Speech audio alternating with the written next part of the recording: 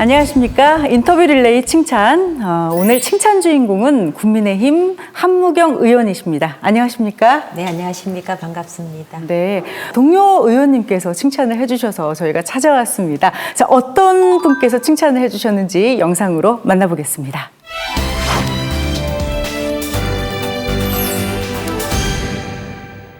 한무경 의원님 사랑합니다. 지난 2년간 우리 산업위원회에서 같이 활동하셨고 하반기에도 같은 위원회에서 활동하게 돼서 대단히 반갑습니다. 의원님은 국회 들어오시기 전에 한국여성경제인협회 회장을 역임하셨고 또한 큰 중견기업을 역임하셨습니다. 그만큼 기업의 현장을 가장 잘 이해하고 계시고 또 기업가의 어려움을 잘 이해하고 계십니다. 어려운 가운데서 늘 미소 잊지 않으시고 늘 굳굳한 가운데 하시는 의원님 사랑하고 존경합니다. 응원하겠습니다. 또 하반기 국회 중소벤처 법안 소위의 위원장 맡으신 것 거듭 축하드립니다. 사랑합니다. 네, 안녕하세요. 김경만 의원님. 우리 김경만 의원께서 저를 여러 많은 국회의원 중에서 칭찬 릴레이 프로그램에 저를 추천해 주셔서 정말 감사드리고요. 저를 추천해 주신 김경만 의원님은 아마 중소기업에 대해서 저보다 더 많이 아시는 분이라고 생각을 합니다. 누구보다도 중소기업에 대한 현황과 그리고 어려움, 그리고 그 어려움을 바탕으로 해서 바람직한 정책까지 만드셨기 때문에요. 저는 저보다 우리 김경만 의원이 중소기업계의 대가라고 제가 칭하겠습니다. 예, 의원님 저를 추천해 주셔서 감사드립니다.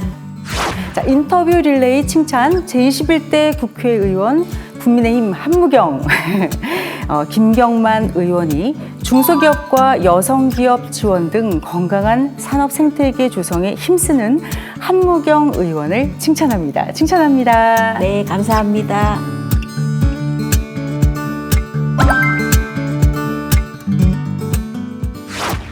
자, 이제부터 본격적으로 한무경 의원님과 이야기를 나눠보도록 하겠습니다. 사실 의원님 하면은 중소기업에 대해서 또 여성 경제인으로서 유명하신 분입니다. 이 정치에 뛰어드신 그 계기랄까 이유가 있다면 어떤 것이었을까요? 제가 20년 동안 제조업을 하다가 제가 제8대 여성경제인협회장으로 취임을 하게 됐어요. 아마 2018년일 겁니다. 네. 예, 그래서 제가 협회장을 하다 보니 이제 국회에 출입을 하게 됐고요. 그리고 국회를 다니면서 우리가 여성 경제인을 위해서 다양한 정책을 만들어서 그 정책을 실현시키는 데는 이게 법이라는 게 굉장히 중요하다는 걸 제가 그 당시에 처음 깨달았어요. 그래서 특히 제 전문성을 살려서 국회의원으로 들어오게 된 것 같습니다. 네. 기업인으로서의 느낌과 정치인으로서 활동하실 때 큰 차이점이랄까? 다른 점이 있다면 어떤 점이 가장 두드러집니까? 많이 다르죠. 네. 이 기업은 어떤 그 영업 계획을 세우거나 또는 회사의 전략을 세울 때 굉장히 모든 사람과 같이 고민을 많이 해요. 계속 스터디를 하고 계속 토론을 하고 그런 다음에 어떤 영업 계획이나 전략이 만들어지면은 그 한 방향으로 모든 사람이 집중을 하게 돼 있어요. 그리고 CEO는 뒤에서 우리 직원들이 잘 갈 수 있도록 밀어주고 그리고 혹시 거기에서 필요한 게 있다라면 공급을 해주고 또 방향이 잘못됐다면은 즉각적으로 수정을 해주고 이제 이런 역할을 하는 게 기업이라면은요. 국회는 워낙 다양한 이해관계가 많은 집단이 모여 있는 게 국회인 것 같아요. 그리고 그 이해 집단에 대한 의견을 듣고 그리고 그걸 또 통일을 시켜서 또 거기에 맞는 법안을 만들어서 그 국민 생활의 현장에서 또 녹여낼 수 있는 그런 법안을 만들어서 또 발표를 해야 되고 하기 때문에요. 굉장히 생태계가 다르다고 하나요? 굉장히 다르다고 볼 수가 있겠습니다. 네. 한무경 의원님께 또 집중이 되는 시선 중에 하나는 물론 이 기업인으로서도 그렇지만 여성이시기 때문에 여성 기업가로서 좀 기대하는 부분도 많을 것 같습니다. 우리나라의 여성 기업이 얼마나 되고요? 또 어떤 어려움들을 겪고 있다라고 생각하십니까? 최근에 2020년 통계가 나왔는데요. 그 통계를 보면 전체 중소기업의 수가 729만 개로 좀 늘었습니다. 늘고 여성기업의 수는 295만 개, 약 한 5%를 차지할 정도로 네. 여성기업인의 수가 그래도 많네요. 많은 편입니다. 네. 많은 편인데, 근데 실제로 그 내용을 한번 들여다보면은요, 아직은 여성기업의 숫자는 많이 늘었지만 규모 면에서는 조금 작은 편이고요. 네. 그리고 내용 면에서도 실질적인 내용 면에서도 보면 여성기업의 업종이 약간은 좀 생활 밀착형 업종이 많이 있어요.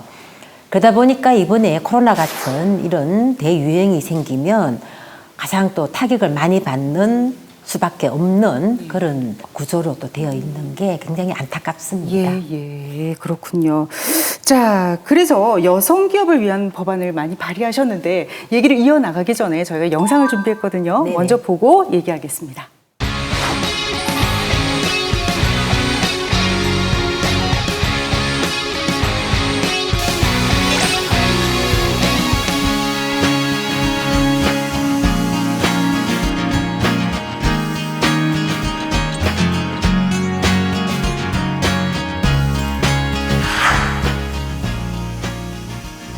저는 이제 경영학을 전공을 했지 엔지니어가 아니거든요. 저는 이제 저희 직원들하고 충분히 얘기를 듣고 저희가 만드는 제품에 대해서 가서 설명을 하려다 보면 여자이기 때문에 아직도 많은 차별을 받고 있어요. 우리나라 여성 기업은 295만 개로 전체 기업의 40%를 넘어서고 있습니다. 그러나 매출은 10%대로 아직 갈 길이 너무나 멉니다. 많은 여성 기업이 판로 개척에 가장 큰 어려움을 겪고 있고 네트워크와 인프라 구축, 자금 조달 등의 어려움이 많습니다.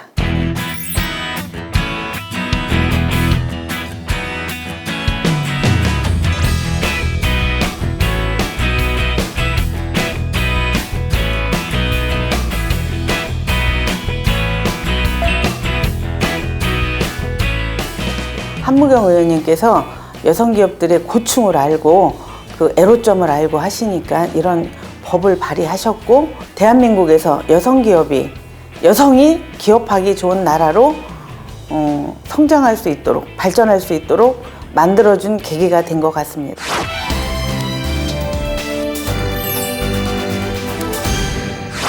네, 영상을 보고 왔는데요. 앞으로 여성 기업들을 위해서 어떤 것들이 필요하다고 생각하십니까?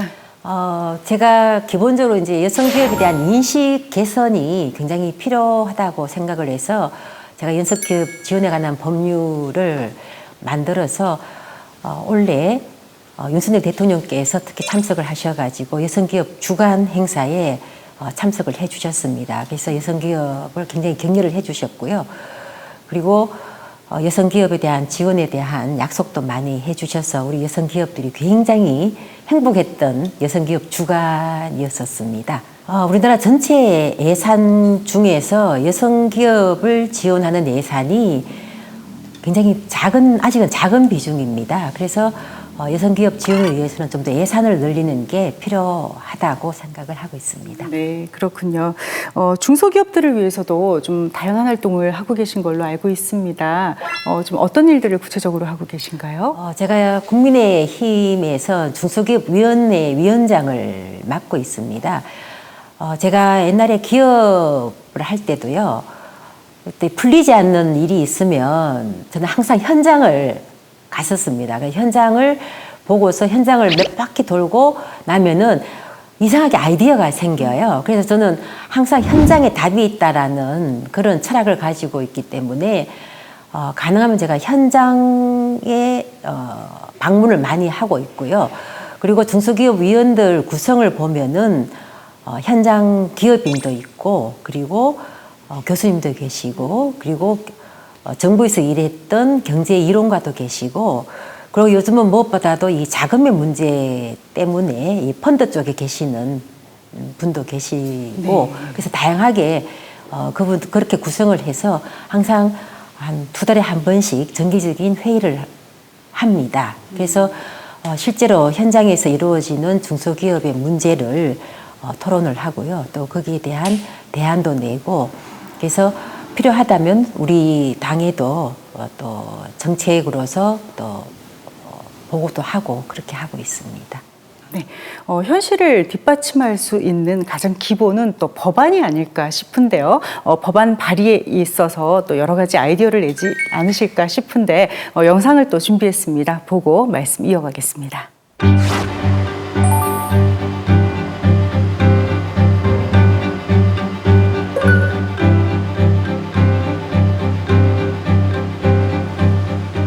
최저임금은 매년 상승하여 인력 채용 시기 때마다 부담이 크고 또한 전기나 수도, 가스요금, 그리고 금융이자까지도 최근에 급등하면서 공장의 정상 가동에 큰 어려움을 겪고 있습니다.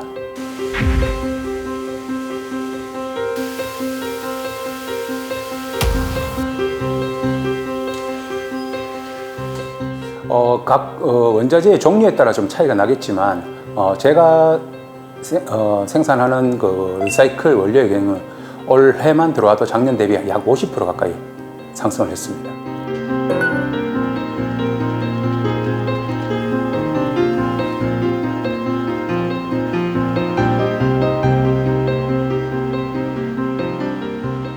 납품 단가는 사실상 거의 10% 정도 수준 정도 조정이 되어 있습니다. 그럼에도 불구하고 저희와 같은 중소기업들은 대기업의 납품 단가 인상을 요구하기가 쉽지가 않습니다. 왜냐하면 대기업 입장에서는 다른 하청업체를 쓰면 되니까 울며 겨자 먹기로 다들 버티고 있는 실정입니다.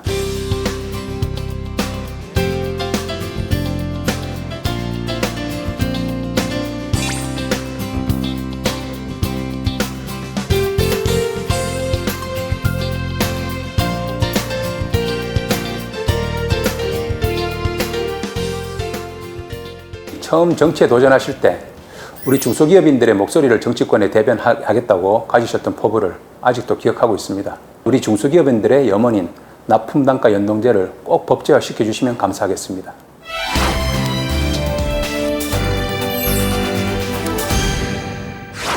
납품단가 연동제. 그동안 많은 말들이 있었던 걸로 알고 있는데요. 법안을 발의하셨죠? 네네. 네, 좀 말씀 좀 자세히 설명 부탁드립니다. 납품단가 연동제가 발의가 된 지 14년이 되었습니다. 근데 최근에 이제 국제 환경이 굉장히 급변하고 있죠. 예를 들어 우크라이나 전쟁으로 인해서 또 물류 대란으로 인해서 원자재 가격이 굉장히 급등을 하고 있습니다. 그래서 원자재 급등에 따라서 중소기업이 겪고 있는 고통은 이루 말할 수가 없거든요. 그래서 원자재 가격이 일정 부분에서 오르면은 오른 만큼 대기업이 올려주고 그리고 또 일정 부분 퍼센트지 안에서 또 내리면은 단가를 하는 그런 기본적인 원칙을 가지고 있는 게 납품단가 연동제입니다. 네, 그동안 필요성이 있었는데도 안 됐던 이유는 무엇일까요? 결국은 이제 서로 대기업과 또 중소기업 간에 이게 상생 협력의 문제인데요.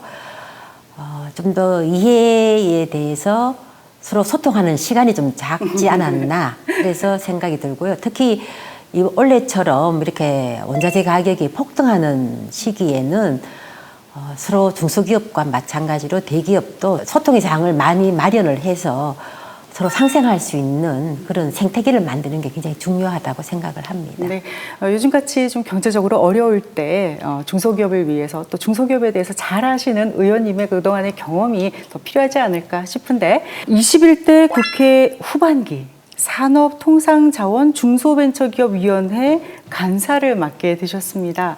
소감이 어떠십니까? 제가 이번에 산중위 간사를 맡게 됐는데요. 그래서 이 산중위는 우리나라 산업 정책, 그리고 중소기업 정책, 그리고 소상공인 분야까지 아우르는 상임위입니다. 그래서 현장의 목소리도 물론 제가 중요하게 청취를 하고요. 우리 여야 간 모든 많은 의원들의 의견을 듣고 여당 간사로서 원활하게 이 상임위가 활동할 수 있도록 최대한 노력을 하도록 하겠습니다. 네, 기대하겠습니다. 네, 감사합니다. 21대 국회에서 꼭 이루고 싶은 목표가 있다면 무엇일까요? 지금 뭐 좀 전에 말씀드린 것처럼 이제 아직 납품단가 연동제가 법제화는 되지는 못하고 있습니다. 그래서 중소기업부와 같이 이 납품단가 연동제를 좀 법제화하는 게 가장 필요한 것 같고요. 그리고 이 중소기업에서 중견기업으로 이렇게 커나갈 수 있는 이 성장 사다리를 만들 수 있는 어떤 그게 관련된 법안이 있으면 제가 지금 생각을 하고 있고요. 그리고 지금 기업에 있어서 가장 필요로 한 게 규제 쪽입니다. 그래서 산업계의 생태계를 바꿀 수 있는 게 어떤 규제를 푸는 게 가장 바람직한가 또 이런 쪽을 많이 고민을 하고 있습니다. 네. 그리고 특히 여성 기업인들에게도 큰 희망이 되시기를 바라겠습니다. 네, 감사합니다. 자, 그리고 이제 마지막 부탁이 되겠는데요. 저희에게 좀 동료 의원을 추천해 주시기를 바라겠습니다. 예, 역시 저와 같은 상임위에서 같이 일을 하고 있는 동료 의원인데요. 홍정민 의원이 있습니다. 그래서 제가 홍정민 의원을 추천하고자 합니다.